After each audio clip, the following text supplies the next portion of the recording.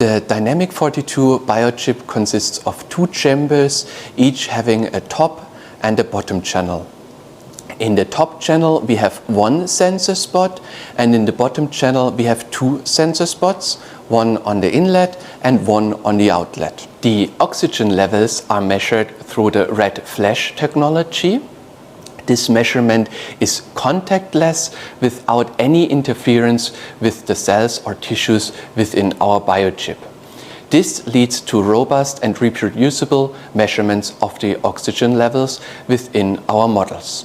In the example of our intestinal model, we are measuring the O2 concentration in the top channel, and in the bottom channel we can measure oxygen consumption, as we have a sensor spot at the inlet and the outlet of the biochip.